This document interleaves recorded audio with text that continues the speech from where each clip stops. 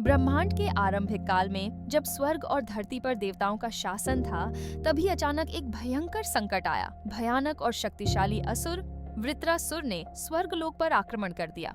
उसकी शक्ति इतनी विशाल थी कि इंद्र और अन्य देवता उससे युद्ध में हारने लगे। देवताओं ने भागकर भगवान ब्रह्मा के पास शरण ली। उन्होंने दुखी होकर कहा, हे सृष्टिकर्ता, हम सब वृत्रासुर के सामने असहाय हो गए हैं, अब हमें कोई मार्ग दिखाइए। ब्रह्मा गंभीर हो गए। उन्होंने आंखें बंद करके ध्यान किया और बोले, वृत्रासुर को मारने के लिए एक विशेष अस्त्र की आवश्यकता है। यह कोई सामान्य अस्त्र नहीं हो सकता।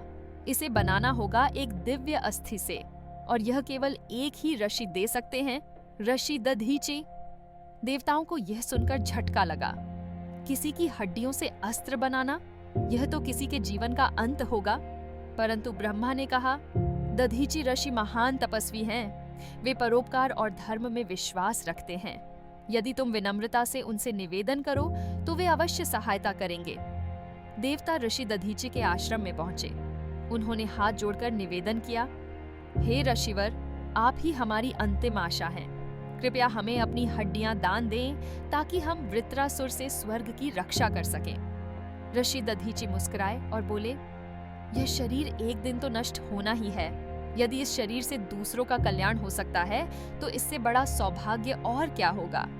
ऋषि ने गंगा स्नान किया, फिर ध्यान में बैठ गए। उन्होंने अपनी प्राण ऊर्जा को स्वयं त्याग कर अपना शरीर त्याग दिया।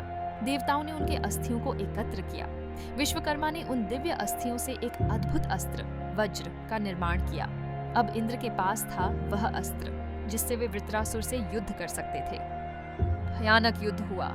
इंद्र ने ऋषि दधीचि के दान से बने वज्र से वृत्रासुर को परास्त किया। स्वर्ग की रक्षा हुई। देवताओं ने ऋषि दधीचि के सामने सिर झुकाया।